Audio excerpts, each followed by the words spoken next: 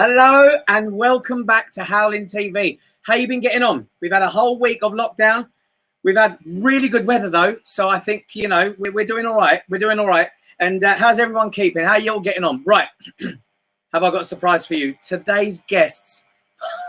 We've just done a run. Of course, we have to because obviously this is an online thing. So for us, we have to do test after test after test to make sure it's all working. And today we have started the show half an hour ago because we have laughed that hard. It's been insane. And you can guess why.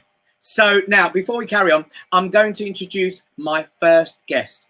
Now, this beautiful lady, I have had the privilege of touring both in Europe and in the United Arab Emirates. She is phenomenal. She's beautiful and she's got a voice of an angel. I'm not going to waste any more time and I'm going to let the TV show you who this lovely lady is. I would do anything for love. I run right into Helen Bay. Girl.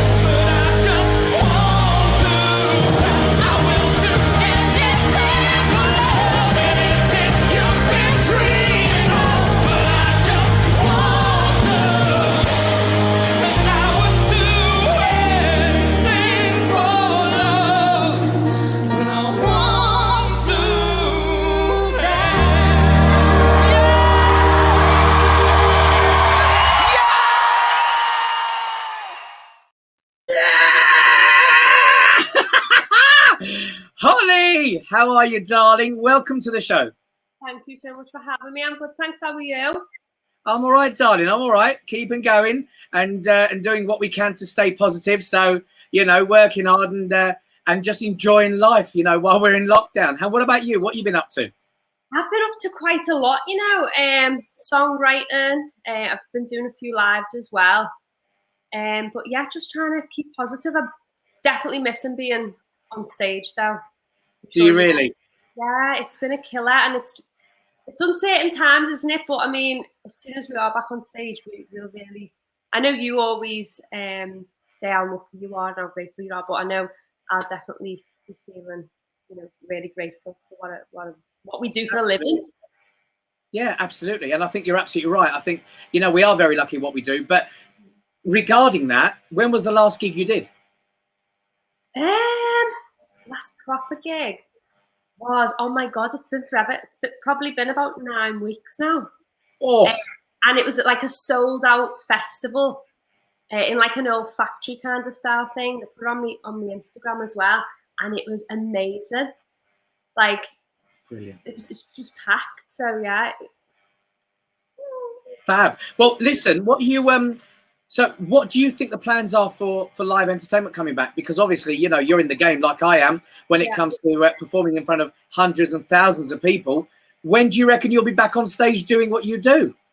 Well, hopefully it's soon. But I mean, back on stage, people are trying to, come up with so many new innovative ways.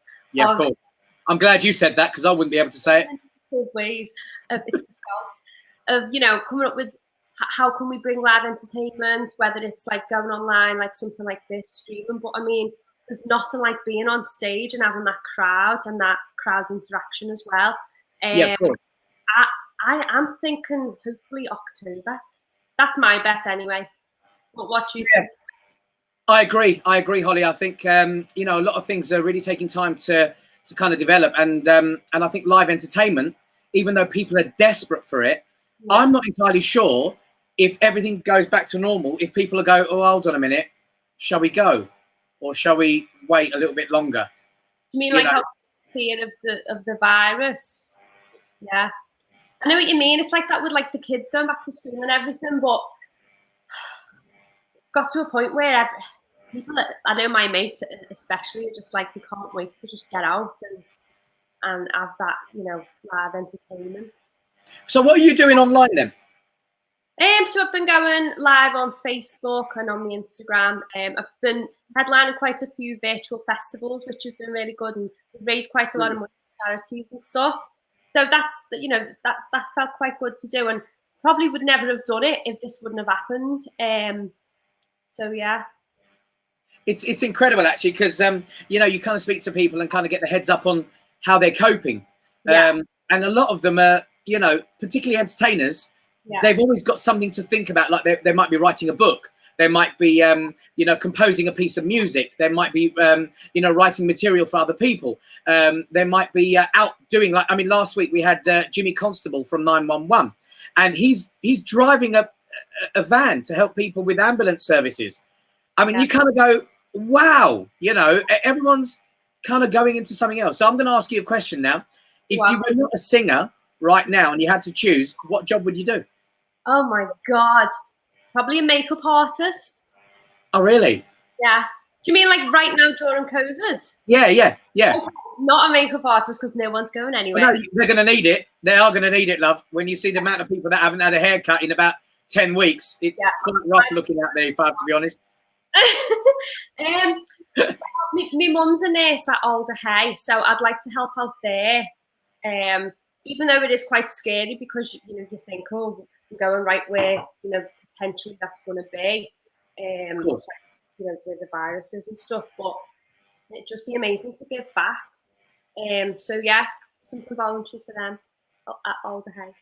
That sounds great to me. And look, with everything that you're kind of coping through and you're doing yourself, you know, have you been like doing things that other people haven't? For example, have you been I mean, are you composing still? Are you still writing? Are you still kind of, you know, in your head thinking, oh, I'm going to be gigging next year? Have you, I mean, you must have lost a lot of work this year, definitely. Yeah, I mean, especially the work that you and I both do. We work all over the world. It's amazing, and just being at home, it's like, oh. But yeah, funnily enough, Kev, I've written more, and I think the quality now that I've written over the past 4 weeks, because I do studio sessions virtually, which I've never done before. I didn't think I actually could do it, so it's kind of fun for me to write and learn how to produce a bit instead of depending on other people so much. And we've sent a few songs off, and they've had pretty promising responses. So that's another positive that's come out of this. Absolutely. I mean, anything like that is a positive. And I know there's lots of people at home who are not performers or entertainers, but they're like, you know, they're doctors and nurses, or accountants, or, you know, insurance brokers or bankers or whatnot. You know, everyone's got a different career. But, you know, when you're out there and you're kind of in lockdown, you're thinking, oh, what do I do? I think one of the great things to do is, like you've just done, is just be more creative and get involved and do more with it. You know, I think moping around, I don't think is going to help anyone, to be fair. But so look, no one knows about what you and I did in Poland and then in Bahrain. But we went to Poland first. I think we did Europe first, or did we do Bahrain first? So the first ever gig that I did for the troops, I was very luckily on with you and another comedian, John. And we had to do a 12-hour coach trip, didn't we? It was actually tell our viewers in your words, tell our viewers what we got up to, and then I'll add to it. But go on. So we had to cross, I think it was 3 borders. So we were traveling from Estonia to Poland, so we could perform to about 200 soldiers. That's right. Poland. So 12-hour coach. When I say coach, it's like a minibus, really, wasn't it? It was all right though. I thought it'd be a lot worse. Not the best driver though. But you and I. I mean, it's amazing that was still here, isn't it?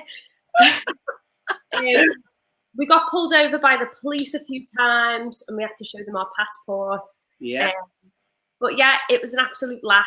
I was sandwiched in between 2 comedians, Kev being one of them, and yeah, it was absolutely hysterical. It was. We had a really good laugh. But I've got to tell the viewers, and you'll remember this, you've got to give me your feedback on this one. But we arrived in one of those villages, like the remote village that you see on like one of those murder she wrote kind of type places, You know, we turned up. Do you remember? And it was insane because we turned up and we were there and we were like kind of, you know, doing our thing. And I turned around to Mark, who was the head of the British Forces Foundation. And I said, look, Mark, we're all really hungry. Is it possible we can go and get some food somewhere? Do you remember this? We can go get some food somewhere. And it was the two Marks, John, you and I. And we were like, oh, let's just go. So anyway, we walked for about, it had to be 20 minutes, didn't it? Just to find this remote place that was open. Yeah. And I've got to say, to everyone watching right now, I've got to tell you, if you can picture the scene where an old Clint Eastwood movie, where you walk in, right, and he goes, ooh, and he opens the doors, right, and he walks into the pub, and everyone goes, and everyone just looks, right, and stares for like the most uncomfortable time ever.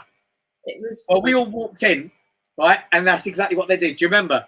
We were like, what are they looking at? It was the weirdest experience of my life because we walked in and they literally stopped. All the knives and forks, everything stopped. They were just like, so we were like, oh my God, are we going to die here or what's going to happen? But we ended up having a really nice time. Loads of beers and pizzas and whatever. We had a nice time, to be fair. Well, yeah, I enjoyed it. I mean, you stopped looking at us after a while. After a while, yeah. Come on in there. It was like a weird little, like, community of people. It was strange. It was really strange, to be fair. It was really, really strange. But I think we had a great experience. And ultimately, it was all for the forces, wasn't it? Yeah. Oh, my God. The shows were fantastic. I couldn't believe the response because obviously that was my first one. And yeah, they were just screaming, going nuts. I've still got the videos of it, actually. Bless you, babe. But I did 12 hours in a coach, in a minibus even, with you, and I survived. And I learned quite a few jokes as well. Hold that thought.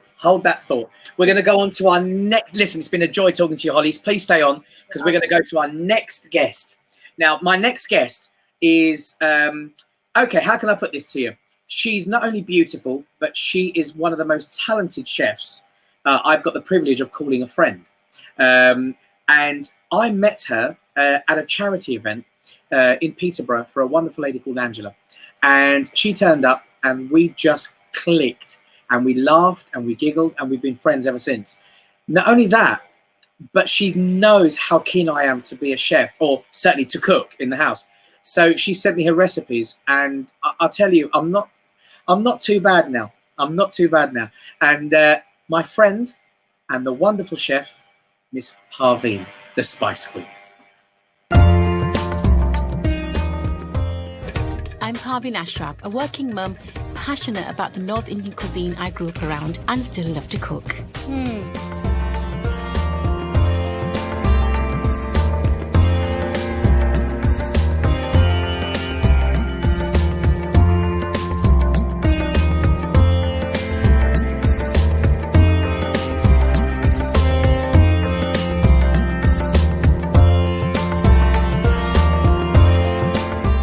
Welcome to my Indian kitchen.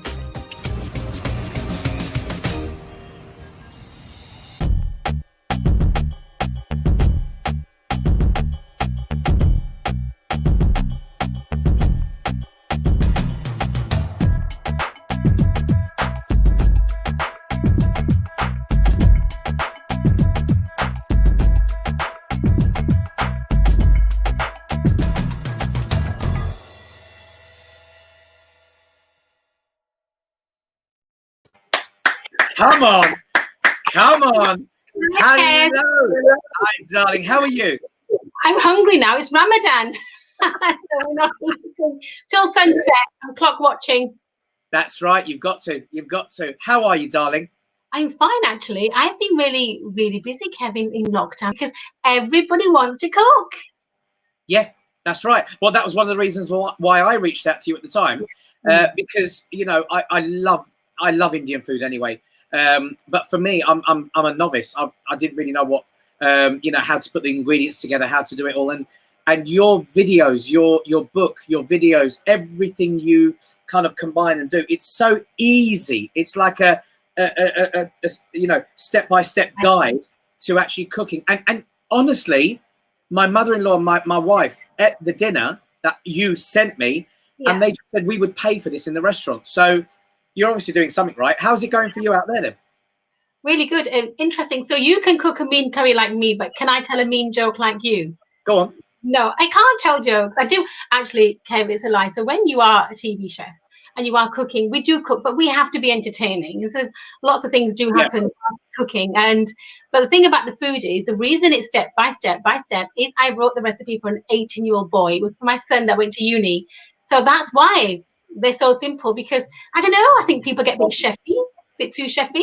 Hold on. What? 18-year-old son. He was 18 10 years ago, 12 years ago. He's 30 now, Kev. And you still look that good. What the hell are you eating in that curry? Probably turmeric. No, honestly, turmeric has, and look, Kev, we all know spices have massive healing properties. And in the Western world, I mean, turmeric is, oh my God, trending everywhere. It's a bit too much trending, if you ask me, but spices are good for us, and we know they're good for us. Plus, I think brown don't crack as well as brown. Well, you say that, but I categorically believe in turmeric. I actually take the tablets every single day. You have tea, don't you? Yeah. You do. Yeah. Apparently, I heard that Donald Trump uses it in a face cream. Can you tell? Yeah, all right. Oh, here's a question for you from Cherry. Arvine, what is the simplest way to use turmeric for aching muscles and inflammation? Drink or food? Cherry, it's always best to have it in a dal or a masala. So we always add it to vegetables and curries. So you can have a heaped teaspoon in one of my tarka dal recipes. Go on YouTube, watch the recipe, add extra turmeric. That's the best way to take it. Brilliant. Great advice. And do you know what? Your instructions are amazing. I mean, I'll tell you what, since that time I cooked that Indian masala, I've actually done it 4 times since, because it's so easy to do, and just the muscle memory of learning and just throwing in the ingredients and doing it the right way. And one of the things that I always check now is when you say when the sauce is finally cooked, if you put a wooden spoon through it, it should take time to come back together again. Should. And also, Kev, what's the most common mistake everybody makes, even my husband, the most common mistake is too much spice. Too much spice. Right.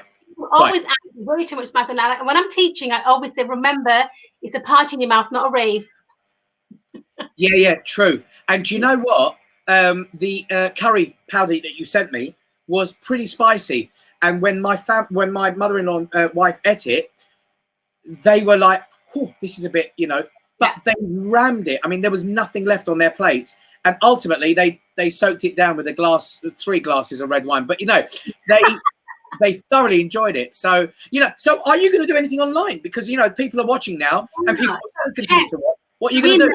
We met before I got the show. And then since we've got the investment of the show, I have been so busy. What people don't know is every single recipe has to be cooked, tested, photographed, timed. So for the last 2 years, I've been incredibly busy. So when lockdown happened, I thought, oh, I can relax a bit. And actually, do you know what? I haven't cooked my husband for months. That's out of order, isn't it? But he's been cooking a chicken masala. So I enjoyed lockdown for a while, and I got a little bit bored. But then James Martin had me back on in his show on ITV, and then I taught people how to make a chicken masala. And again, things went crazy busy with my online business. So although I'm a TV chef, what you don't hear me say is that I'm a businesswoman and I sell my own spice kits and books. So I've been quite busy. And then it's Ramadan, so we're fasting. So that's not easy, Kev. Yeah. I know what you mean. You can't eat, drink, can't have sex. No, you can't do all 3, can you? Sorry? You can't do all 3. Can't do nookie, no swearing, no gossip. I think the hardest thing for me is not the no gossip thing, really. That's right, yeah. My God, you're in like lockdown too.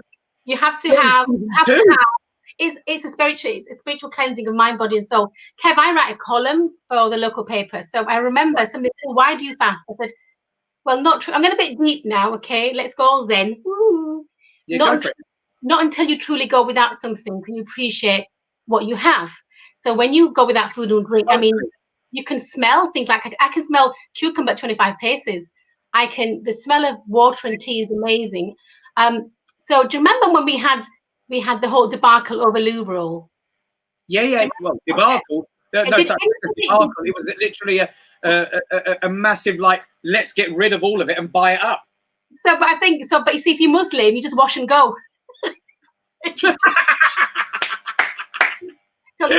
So before we had that, did anybody ever appreciate toilet paper? I mean, suddenly I said to my husband, "Is loo roll become the new cryptocurrency?" It was mad. Did we appreciate toilet paper? Did we? Heck, but we are now because we went without. Yeah, but the funny thing is, you see, that's another thing I want to kind of maybe kind of tap on is the whole. Did we actually have a panic buy on toilet roll? Was it necessary? How did it all trigger off? Was it because we're all eating curry? I don't know. Yeah, well, yeah. I mean, listen. I mean, all the restaurants are shut now. You know, all the Mediterranean restaurants. It's really sad as well because there's a restaurant not far from this studio that I'm in. Well, studio office, but and they only opened 4 weeks ago, and then the lockdown kicked in and they shut down. So many of my friends, I'm going to Nepal to do work with Girls That Traffic, to one of my charities. You're going to come up. So the restaurant I was going to work with, they're closing. A lot of people are closing. But somebody messaged me on Facebook and said, Parveen, we're desperate for a takeaway. Can we have a Friday night fakeaway? So I'm pan-fried tandoori chicken, 10 minutes. We shall put the video up somewhere, somehow, Kev. But you know what? Well, do you know what, Parveen? You should definitely do that, right? Every Friday night is a curry night, as we all know, right? Or a fish and chip night, but we know that it's a night of curry. Why don't you, on Friday night at 5 p.m., right, do a curry night where you go, right, these are the ingredients, get them ready, and I'll go through a nice tandoori chicken for you on a Friday night, and you can enjoy it with some... Only if you do it with me, Kev. Only if you do it with me. I promise you I will. High five that. High five that. That's it. We'll get my producer to set this up like this, and we will do a curry night where I'll cook and you'll cook, and we'll put it together. And we'll have a great night of just curry making. Right, we're going to do a tandoori chicken barbecue recipe for wings and tandoori chicken. I'm going to teach you how to serve it 3 ways. Oh. And some kidney roast potatoes. But food is my thing. I've been cooking for years, but to get on telly and do it and show the nation was brilliant. And I still think there's not enough of Indian food shown on TV. And people said, oh, you make it look so easy. I said, actually, when you have the recipe, you have the spice, Kev, it's quite easy, as you've seen. Well, yeah, it is easy. But do you know what? I needed to be guided because as far as I was concerned, I had the onions, I had the chopped tomatoes, I had all the spices and everything. I had all that ready. I had my chicken and, it was all there. It was all ready. But there is such a thing as the krypton factor where they can put an entire jigsaw in front of you. But unless someone shows you how to do it, you're going to be guessing all the time and getting it wrong. And you can either, you can lose the flavor or you can burn the flavor. There is a couple of top tips. I mean, when I'm teaching, and I've been teaching in the real world, because somebody said, oh, well, is it because you're such a good cook? I don't think I'm a fabulous cook. Yeah, but I cook with love and I'm passionate. Earlier, you were saying that you love what you do, Kev. You love it. So I cook for a living. I cook to relax. I cook when I'm upset. I cook when I'm happy.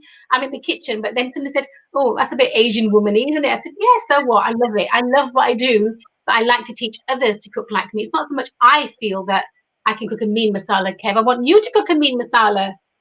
Well, let's do it. Do you know what? Everyone that's watching right now, I think in lockdown, while we're in lockdown, either, next week or the week after or something, or just earlier than this show, we'll do a Friday night with Parveen and Kev cooking chicken tikka masala. Let's just do it. And let's just get everyone watching and have a really good laugh with it. I think I got some. I mean, my show went out last year on ITV in the morning, and I got so much love from people. Sorry? What was the show called? Parveen's Indian Kitchen, and it was on ITV. But do you know where it's showing now? It's now showing in Israel and Sweden.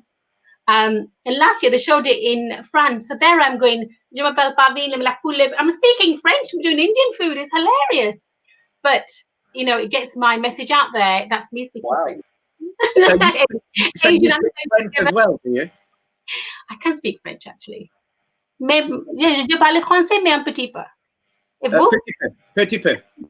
Je m'appelle Kev. Je m'appelle Barbie. Okay, that's about you learn at school. But the show was brilliant. The show was brilliant, and somebody said to me, do you really cook all that food? And a lot of people we know in the business, it's not real, but every single dish we cooked was real. And then I made culpy ice lollies. Made these culpy ice lollies, Kev. And I took out this ice lolly, and you had this long phallic-shaped symbol of a lolly. And he said, now lick it. So I get this lolly, and I go, he went, no tongues. So she said, cut, start again. So I got the lolly out. I went, now that's an adult lolly. He went, no eyebrow raising. Oh, It took about 10 takes. So I said to him, shall we just nibble the end? He went, no, we won't nibble it. And I had, and you know what? It was so funny. And I, how does one eat a long ice lolly without making it look sexual? I don't know. I did it in the end. Don't ask me, Parveen. Don't ask me. Listen, I'm going to take one question from the audience here. David Burton's just put, Parveen, what do you think of using pork in curry? You can use pork. I've never cooked one per se. But if you make a masala sauce, like a chicken masala, like a basic curry sauce, which is on my YouTube channel, then add the pork and cook it through thoroughly. So use a chicken masala recipe, but give it another 20 minutes just so it cooks all the way through and it'll work. Amazing. Small pieces, yeah, just cook it, use it. You know, not the lambuna recipe, use the chicken masala recipe. Pork's a white meat. I mean, I don't eat pork, I'm Muslim, but it does work. But let me know how it goes, David. Yeah, absolutely. Well, listen, Parveen, please stay on. We're going to come back to you shortly because I've got to now go to the spotlight. So now this is a moment where we highlight one of the wonderful talents that have either performed for Howlin Entertainment or been represented or managed by Howlin Entertainment. Well, this lovely lady, she's been on one of our showcases. She is an absolute scream. I can't tell you how funny she is. So my guests, Parveen and Holly, enjoy this. You are going to absolutely adore this woman. Please welcome Ham Ford.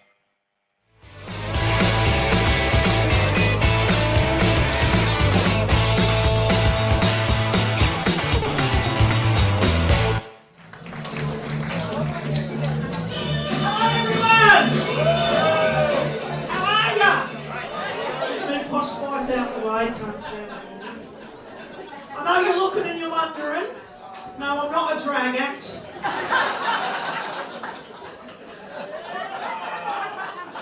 This happens when I go to Brighton. They go, this is a good one, isn't it? No Adam's apple on this one, look. Very funny. I grew up in Australia, but I was born in Birmingham. And my mum and dad emigrated to Australia when I was 9 years old. And do you know about the 10-pound pom thing? Yeah. They called it assisted passage, but that sounds like a gay innuendo, doesn't it?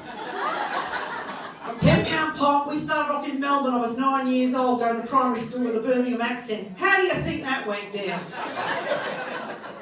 3 weeks in, I come home with this accent, and my mum said, Pamela, what happened to you? I said, Mum, it's called survival. So I now say I'm actually half English, half Australian, which means I moan a lot.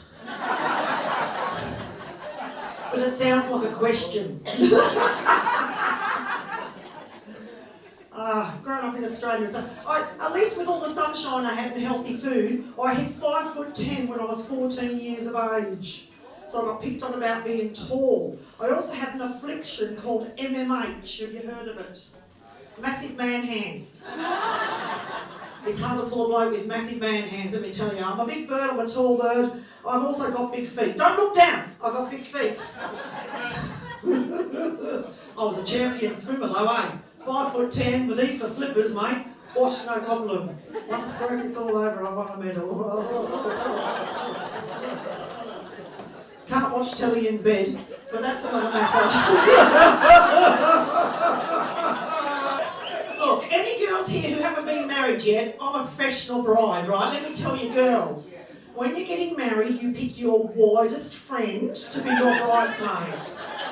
If you've got 3, make them all be bridesmaids. You put them in a real shiny orange or green sort of satin dress with petticoats and mutton sleeves and make them look wider than they are even, so you look skinny on your day, right? It's all about you, right? Well, of course, Tina walks past the church door and it's like an eclipse was happening, wasn't it? I said, what's going on there? So I said, Tina, I like the one on the right. Which one's my one? And she said, you idiot, that's the priest. The boys on the circuit had nicknamed me Cougar Pammy, so I thought I'll go with it. I found out that cougars have a penchant for younger men. Yes, I do. Yes, I do. Joan Collins is my hero. Thank heavens for Joan Collins. No holds barred there with that lady. And I'll tell you what, ladies, I do suggest you do try out a toy boy. I got myself a toy boy and he's 15 years younger than me. He's 10. Get off the phone, stop calling the RSPCA or whatever that phone number is. Don't do that. Toy boys are cute. They do this thing called PDA. You don't need cream for it, don't panic. It's public displays of affection. I said infection once. Public displays of affection. He's always kissing me in public. We hold hands walking down the street. I'm walking on the pavement, he's walking on the walls.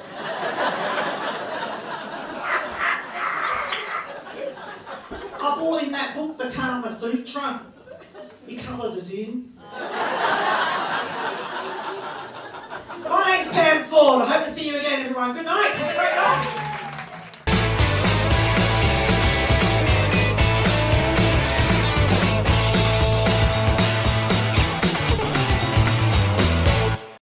Woo-wee! What a wonderful lady she is. A very talented comedian called Pam Ford. We love you, Pam, if you're watching. Mwah. Now, I'm going to go on to my final guest. Now, I've known this man 18 years, 15 years, 18, God knows how long I've known him. I met him through a mutual friend, two mutual friends, actually. One was Jim Davidson, the other one was Joe Pasquale. And this man is funny. But not only is he funny, he is genuinely one of the nicest blokes around. He really is. I've done so many shows with this man, and do you know what the funny thing is? He always compliments me by saying, "Kev, I always work with you, Kev, because you're lovely, you are, and you're really good at what you do, and I love you, mate." And he's always, and that's a good impression, by the way. Trust me. My next guest, I'm not even going to introduce him. Just watch the video.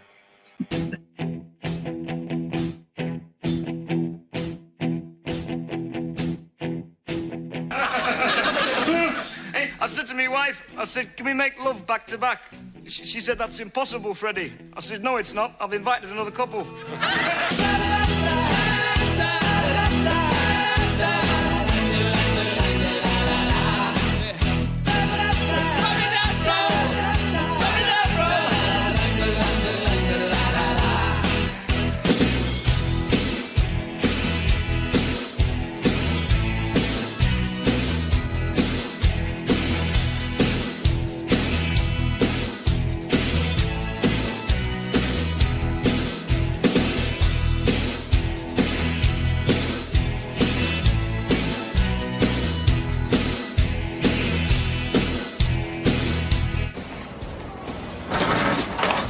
Hello, beautiful. You gonna let me in?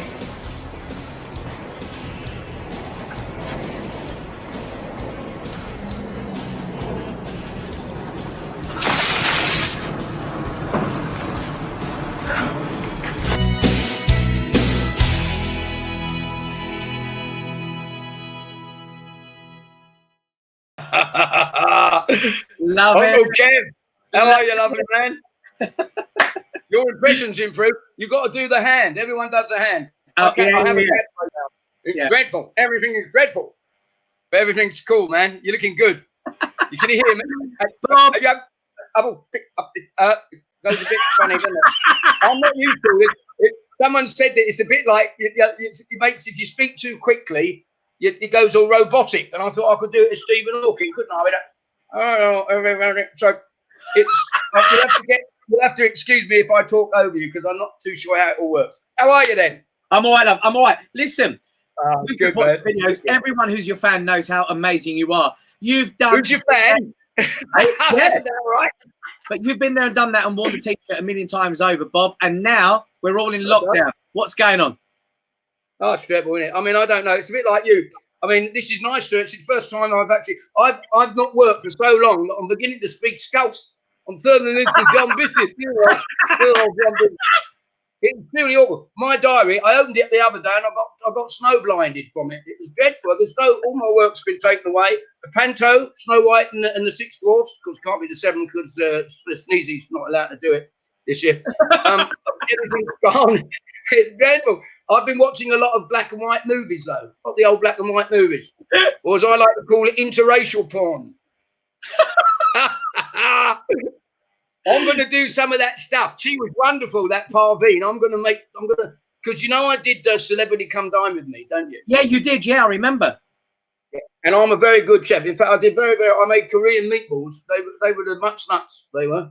And I made a starter out of insects' legs. They were the bee's knees.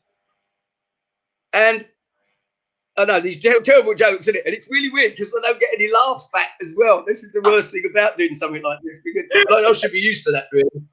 But I do love Parveen's recipes. I'm a big fan of Parveen, and I'm going to start doing it because the last time we went out, we had a curry, if you remember rightly. Yeah. What did you have? We had a pelican curry. Do you remember that? That's right. Yes, it was lovely. But the bill was enormous. It was, and you had gone to the toilet, so I had to pay it. Of course, I had to go down there. And it's really hot one, wasn't it? And I remember because my arse went down to drink the water. It was that hot, you know.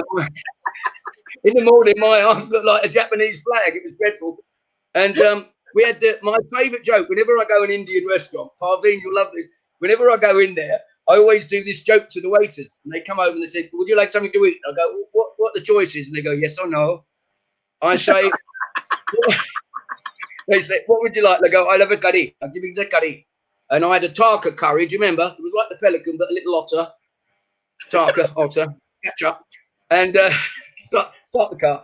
And I do this gag to them. And I go, they say, what would you like with your curry? And I said, I'll tell you what, I'll have a naan. Give us a naan, because I do like a naan. You like a naan? Parveen probably makes a mean naan.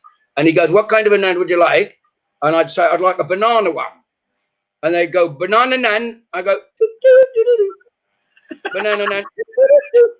Banana naan. Doo, doo, doo, doo, doo, doo. Anyway, that's enough of the Indian food jokes. And all the restaurants are closed now. Well, mind you, we had a Chinese delivery the other day, which was quite fascinating. And we'd ordered this big Chinese meal. You can still get the takeaway, can't you? Yeah. And the Chinese, so I ordered all the Chinese food, and the blokes turned up about 2 hours later. And I said, how much do I owe you for the Chinese takeaway? He went, he said, 40 quid. I said, how much? He went, 40 quid. I said, that's very expensive for a Chinese takeaway in lockdown. I mean, you could have given us. He said, no, 40 quid. Got a bit angry. He said, 40 quid, 40 quid. I said, all right. So I'm shelling out the money. And I asked him a question. I said, do you know the name of the model Jordan's son? He went, Harvey Price. I said, here's 20 quid. Now bugger off. I've enjoyed telling jokes. This is the first time I've done this. Well, this is it. This is it. You're in lockdown. So you're in lockdown. So, you know, when was your last gig? Oh, I don't know. I think I know my next gig. They said it's going to be in January. They said it's going to be a king cold day when I do another gig. It's, I don't know. I can't remember. It was probably February time. We did a gig for Help the Homeless. Wow. And we raised 30,000 quid for Help the Homeless. The only trouble is we had nowhere to send the check.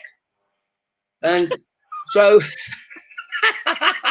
it's dreadful, isn't it? But I've enjoyed this, though, Kev. You look well. Let me ask you this, Bob. Yes. Because I know there's a few comics watching this as well.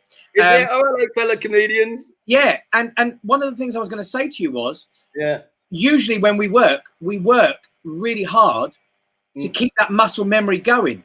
But yes, when we've all stopped now, so when it goes back, I know when, you know, our mutual friend Jim Davison, he gets into the roles. He always complains. He goes, oh, I haven't done this for 4 weeks, 5 weeks. I don't know if I'm going to make it funny anymore. And I'm just wondering, how do you feel about, you know, coming on and going, oh my God, I haven't worked for 3 months. What am I going to do? What's my routine going to be like? Well, I think it boils down to, I'll tell you what I always find. I'm quite a productive person. I don't sit still. Anyone that knows me, I'm always looking for new things to do. So in a way, I've done an awful lot of writing. I've actually written a play for Les Dennis and myself. I had this idea about 4 years ago. Set in a bed sit. And so I finished the play, which is really, I'm quite excited about that if we ever get around to doing it. And I actually look forward to, I've quite enjoyed the break as far as changing the material. So I'm forever changing my material. Not an hour every year. I probably chip away and probably do put 20 minutes of new stuff in every year. And I get quite excited because if you call them the hits, the things that I will never change, because they always work, I will tend to keep in. And you've been doing it for so long, it is like riding a bicycle, really. You just get out there and do it. It's all the fillers, all the little bits that go with it.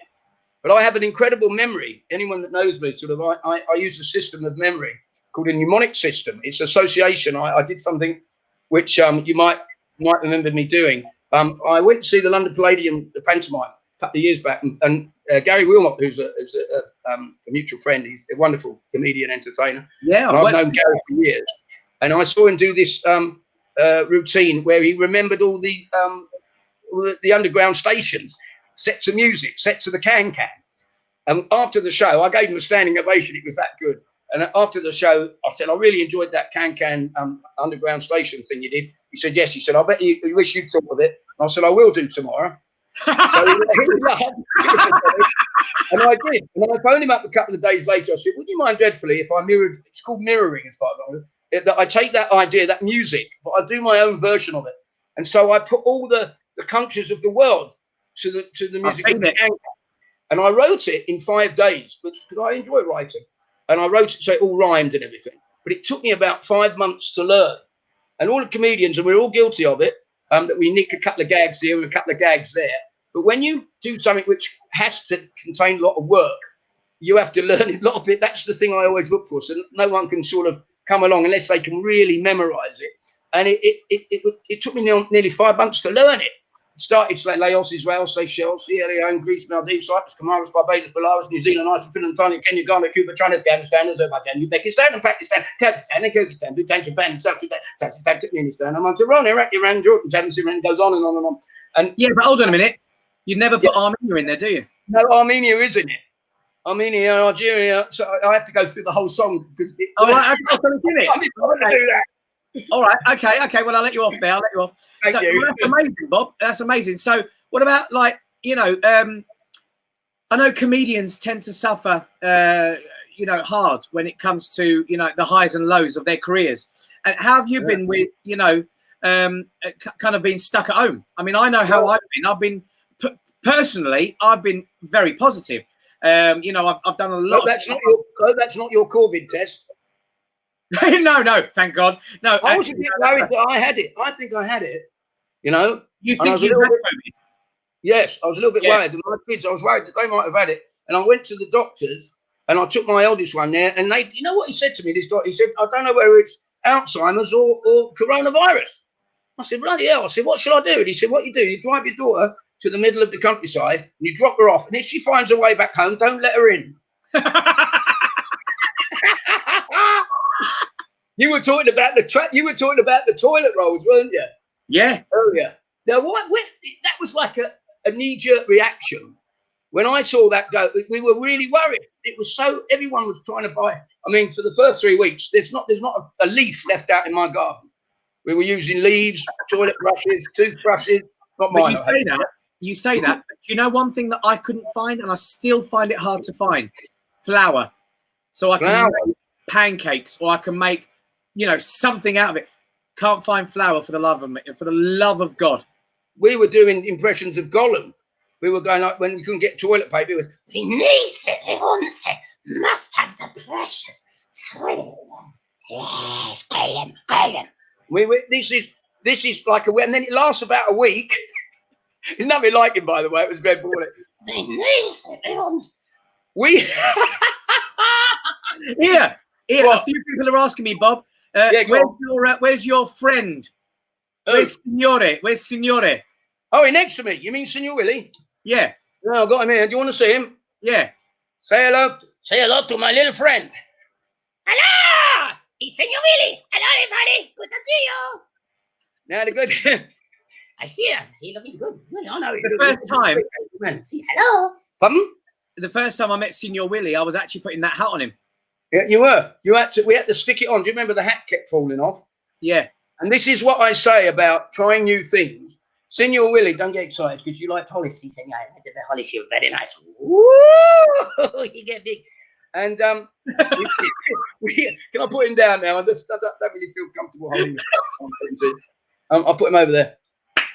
And the first time we did it was when you came down and very, very kindly, as you've always done, you've always supported me, and to all the people that are watching this, Mr. Orkian is a great supporter of charities. You go and do all the forces stuff. I've been doing that for years as well, and you always go out and sort of help me, and I'm very, very grateful, and that's why I will do these things for you. Always. That's how it works, my friend. And Always. that the Senor Willy thing I've written, and this is why finding things that are different. It's very important to find things that other comedians aren't doing. And my attitude towards it is, a lot of people, because people might know me as a mimic, as an impressionist, and I've actually started to do other impressions now. I've started to reinvent my mimicry, but I've always got to find something which is a different way of presenting it. And coming to the Senor Willy thing, I had never done it before, and I'd written all the jokes down, the routine, and I thought, shall I have a go?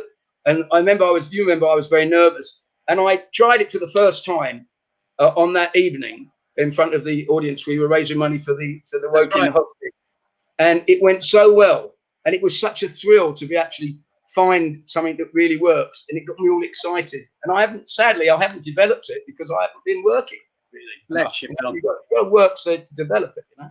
Well, Steve Hewlett's just asked Goggy to do his Lord Charles impression. Oh, God. Lord, not Prince Charles. Lord Charles. Right, I'll do that. This is a great story. Ray Allen, the great Ray Allen, he was a very good friend of mine, and he was the loveliest man. And he came on my show, and I did the puppet. And so I was like this, and I was all made up like the puppet with the monocle. And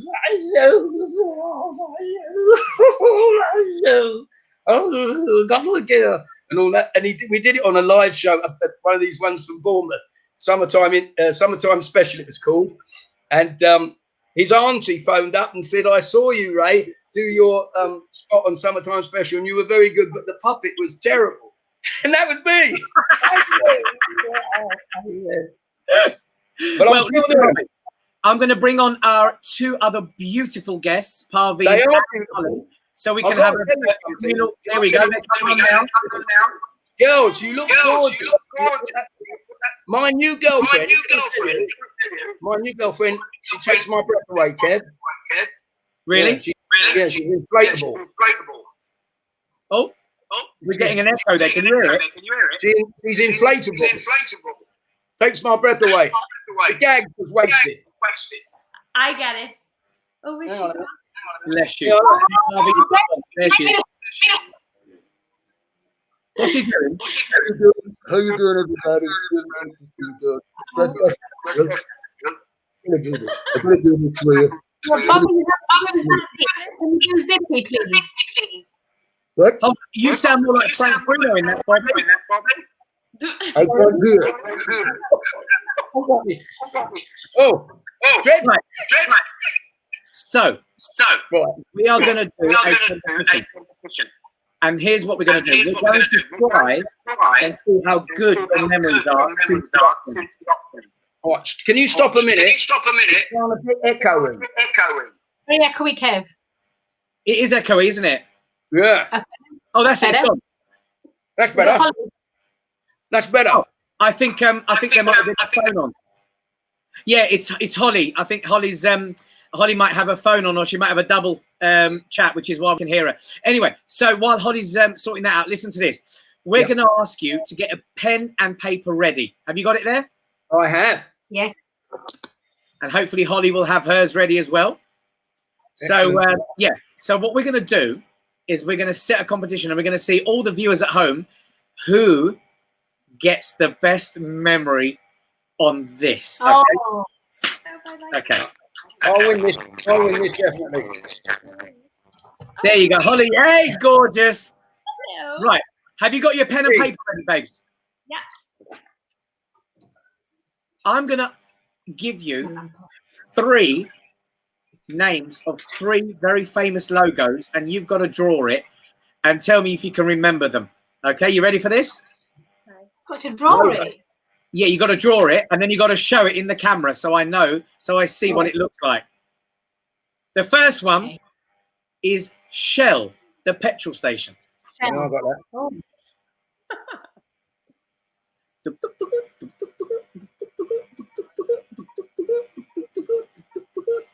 Oh my God. Oh, I got it. more closer. Oh my God, no crap. Not bad. Barbie, let's look at yours. Dreadful. Okay. Well, I think Bobby gets that one because that was the closest. All right. Yeah. Next one. Yes. Nike. Oh. Right. Go on. Let's see what you're going to show now. Just a pair of tits. I couldn't help it.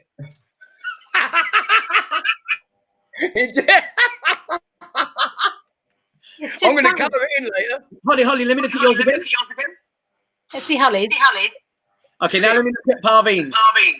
Cheating now. Just copy Holly. Just cheating.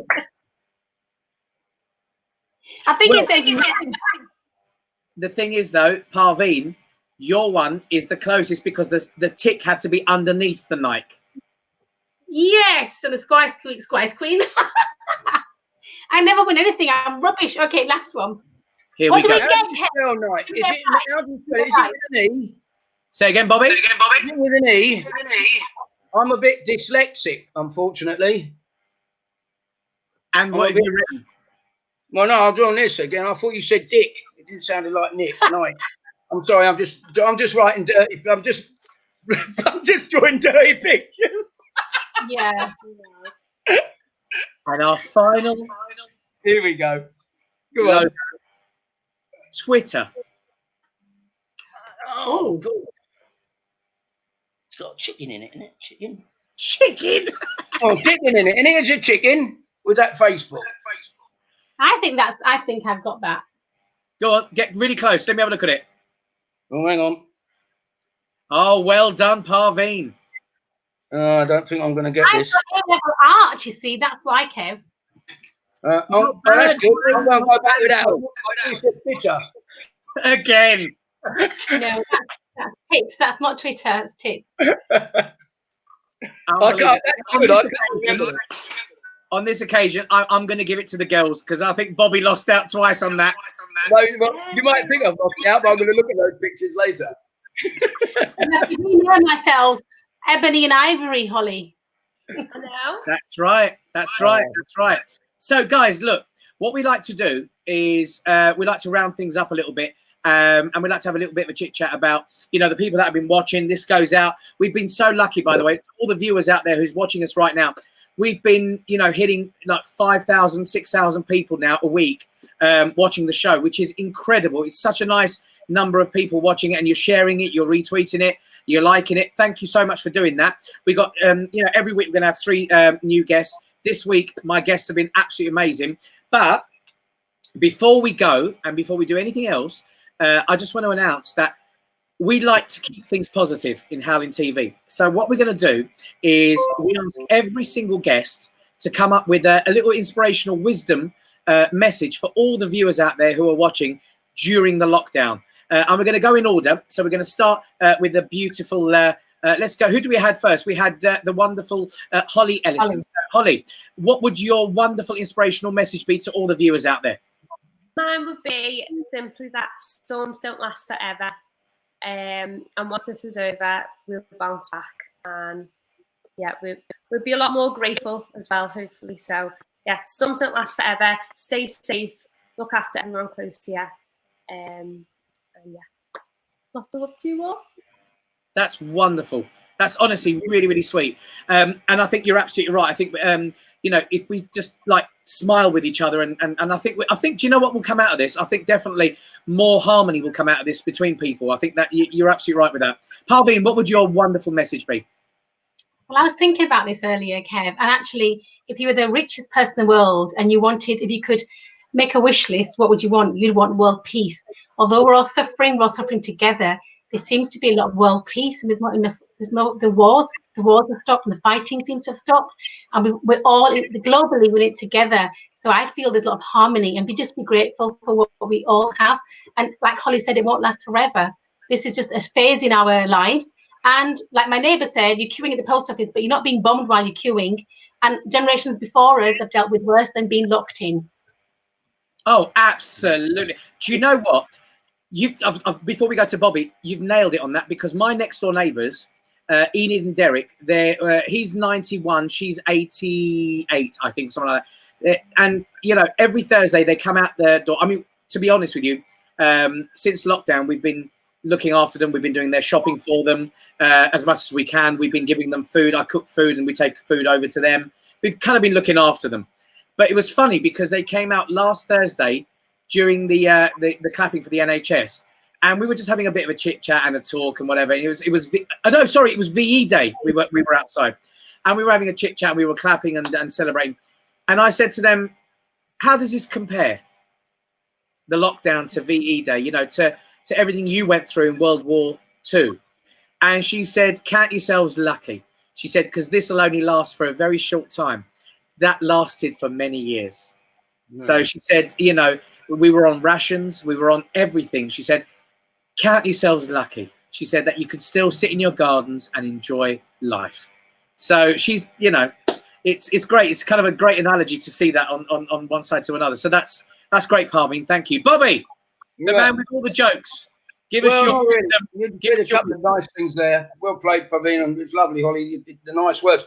I think to myself, this time next year we'll all be laughing about this virus. Well, we won't all be laughing, of course. But there you go. But what you got to do, it's great that you go out, your neighbours go out. I go out every Thursday at 8 o'clock, and I don't clap. I have a saucepan, and I hit it with a tablespoon. It actually disguises, it covers the sound of my empty beer bottle going in my dustbin. But when you think about trying to get through this, there's a saying in our world, and it's very apt to you, Kev, and me, and being a comedian, all those folks out there. Laughter is the best medicine, isn't it? And yes. unless you got the virus, and then, you know, and the thing is, you've got to look at life in a strange way. We come into the world crying. When we're born, we're crying, aren't we? We're coming into the world, and all the people standing around the bed when you're born, they're all laughing and smiling because they're happy. Go and live a life which is so rich and so rewarding and so happy, and the best life you can possibly have. Don't look at what you haven't got. Look at what you have got. Glass half full, not half empty. And so that when you die, you've had such a great life. When you die, you're the one that's smiling, laughing, and everyone around you is crying. And that's the way I look at it. So you just keep safe, everyone, and we'll get through this. I'm sure we will. Bobby, that was so profound as well. God bless you, mate. Listen, would you like the poem? Would you like the smiling poem, which is a lovely poem that Spike Milligan, the great comedian, came up with? Go on, we've got a minute. Go on. Smiling is infectious. You catch it like the flu. When someone smiled at me today, I started smiling too. I passed around the corner and someone saw my grin. And when he smiled, I realized I passed it on to him. Now, I thought about that smile and I realized it's worth 1 million smiles just like mine could travel right around the earth.